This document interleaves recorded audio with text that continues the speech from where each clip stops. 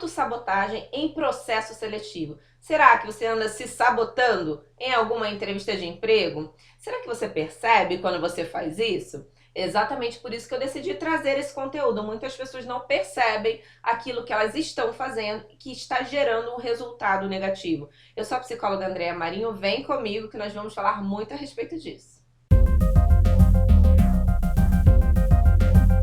Autossabotagem são empecilhos, sejam no nível consciente ou inconsciente, que acabam atrapalhando o indivíduo na realização de tarefas ou mesmo no alcance de determinados objetivos. Ou seja, pode ser inconsciente, e essa que é a grande sacada. Se é inconsciente, o que eu preciso fazer? Eu preciso fazer uma análise, eu preciso observar um processo seletivo que eu tenha participado e que eu fui reprovado, o que eu posso ter feito que gerou essa reprovação? E exatamente a respeito disso que nós vamos falar nesse vídeo. Vamos lá, primeiríssima dica. Quando você dá ênfase para algo que é negativo, sempre que nós vamos falar a respeito de uma coisa negativa nossa, nós precisamos amenizar. Por exemplo, quando fazem aquela pergunta, me relate quais são os seus pontos fracos ou pontos de melhoria. Muitas pessoas pecam quando elas aumentam o ponto fraco. E elas dizem que são, por exemplo, muito desorganizadas, muito ansiosas, que têm uma grande dificuldade de memorização. E o que você precisa fazer? Situações como essa, você precisa, como eu disse, minimizar. Fale que você é uma pessoa um pouco ansiosa, que você não é a pessoa mais organizada do mundo. Olha aí, você mudou de desorganizada, muito desorganizada, para falar que você não é a pessoa mais organizada de todas. Então você precisa diminuir aquilo que é um problema. Essa é a primeira dica. Muitas pessoas se auto-sabotam aí, viu? Próxima dica é: quando você revela aspectos pessoais que não foram solicitados. Você simplesmente abre o livro da sua vida, sabe? Aquele famoso sincerocídio. É isso que a gente precisa ter cuidado. Então, por exemplo, muitas vezes as pessoas pensam: ai, André, mas eu preciso ser honesta, eu preciso falar que eu já tive depressão. Será que você precisa falar? Pensa comigo, né? Se você já teve depressão, você já está melhor, ainda que você esteja ainda em tratamento, por que que a empresa precisa saber? Lembra, eu tenho vídeos aqui no canal onde eu falo que uma maneira de você desempenhar bem o seu trabalho, de você ser reconhecido, é você resguardar-se no nível da sua vida pessoal. Então esse é um tipo de informação que ela é sua e que ela precisa ficar guardada. Ela não precisa ser mencionada em um processo seletivo. Se o recrutador te perguntar, te fizer essa pergunta, que não é comum esse tipo de pergunta: ah, você já teve algum problema, né, de saúde, já foi diagnosticado, por exemplo, com depressão, com ansiedade, aí sim você pode até mencionar. Aí você menciona e você fala tudo o que você fez para melhorar o tratamento e como que você está hoje. Do contrário, se não foi perguntado, guarda para você. Mesma coisa é: André, eu tenho um transtorno de personalidade. Eu devo falar? Não, você não deve falar, guarde para você. André, eu tenho um familiar adoecido que eu preciso cuidar dele, que eu preciso auxiliá-lo, preciso acompanhá-lo no médico. Eu preciso mencionar isso? Não, você não deve mencionar isso. Por quê? Todas essas coisas, elas geram dúvida no recrutador. A respeito do familiar, por exemplo, como que você está planejando se organizar em relação a isso? Você pretende acompanhá-lo no médico uma vez ao mês? Você tem como delegar essa atividade para outra pessoa? Qual que é a sua organização? O que o recrutador quer, o que a empresa quer, é que você trabalhe de maneira que você consiga separar a sua vida pessoal da sua vida profissional. É o que mais é pregado dentro de uma empresa, não é? Então, por que durante uma entrevista você vai chegar e você vai falar de algo tão pessoal assim? Quando você faz isso, você gera dúvida. E a dúvida, ela é inimiga da aprovação. Se eu tenho um candidato que eu não tenho dúvidas a respeito dele, eu tenho outro que eu gostei muito, mas ficou uma pontinha de dúvida ali, qual você acha que eu vou escolher? Aquele que não gerou dúvida nenhuma. Então essas são questões que você deve guardar, tá bom? Guarde para você. Evite frases como: eu vou tentar, eu vou me esforçar. Isso me lembra uma paciente minha que participou de um processo seletivo e que mostraram para ela um grande projeto. E aí o gestor virou para ela no momento da entrevista e falou: e aí, você acha que você dá conta? E aí ela travou naquele momento. Na verdade, eu não me lembro qual foi a resposta que ela deu. Mas eu quero ressaltar aqui que você jamais deve falar que você, eu vou tentar, não sei, mas o que eu posso dizer é que eu vou me esforçar. Não, não faça isso.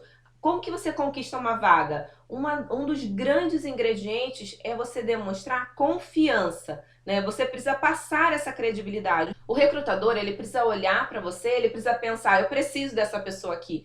Essa é a pessoa que eu quero, essa é a pessoa que eu estou buscando, essa pessoa atende todos os requisitos do perfil profissional que hoje esta vaga necessita. Então, se você demonstrar insegurança, você certamente vai perder essa vaga. Então, como que você deve agir numa situação como essa? Talvez você não domine completamente o conteúdo. Eu lembro que essa minha paciente disse isso. Eu fiquei insegura, eu não dominava completamente aquele conteúdo. E se for esse o caso, há maneiras de você responder assertivamente, mostrando que você não sabe tudo, mas que você pretende correr atrás do conhecimento e você conseguir passar credibilidade. Uma maneira seria você falar o seguinte: posso dizer que tenho sim conhecimento. Algumas coisas serão certamente um desafio, mas sempre enfrentei de frente desafios e, caso eu tenha oportunidade nesta função, posso dizer que darei o meu melhor e não decepcionarei. O que uma resposta como essa demonstra? Demonstra que você não domina todo o conhecimento,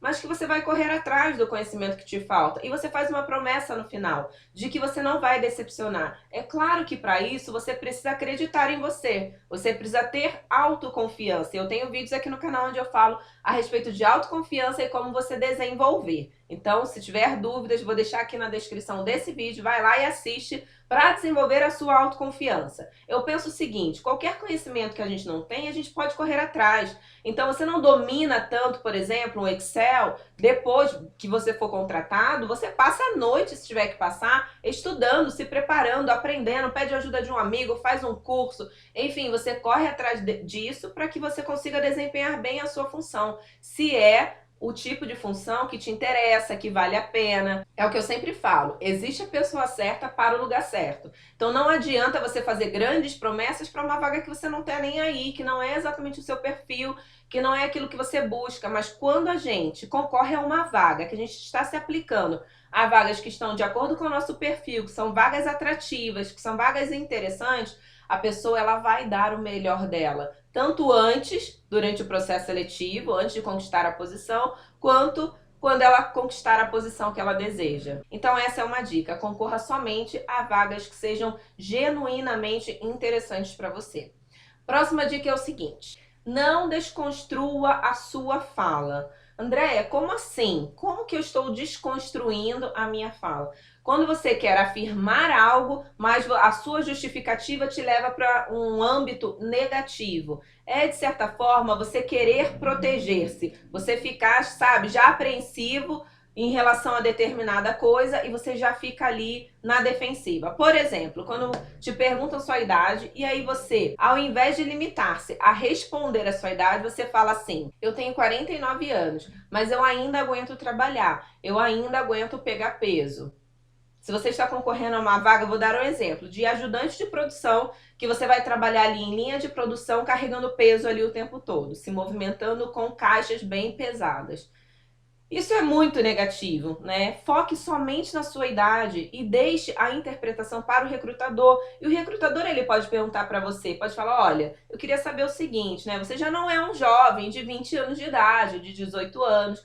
Como que é para você pensar numa atividade como essa? Você vai ter que ficar ali tantas horas por dia, carregando peso. Como que é para você? O recrutador está perguntando de maneira educada se você vai aguentar pegar aquele peso, se você tem algum problema de saúde que vai limitar você no exercício daquela função. E se você tiver realmente, é importante você falar: você vai perder aquela vaga? Vai. Mas é uma maneira honesta de você buscar algo mais voltado para aquilo que você consegue realizar. Porque você entra e aí, sei lá, você tem hérnia de disco, você não pode pegar peso, a sua saúde vai ser comprometida, você vai ter um afastamento do trabalho, ou mesmo dentro do período de experiência vão detectar isso e vão mandá-lo embora. Então olha aí quantos prejuízos. Por isso que é importante a pessoa certa no lugar certo.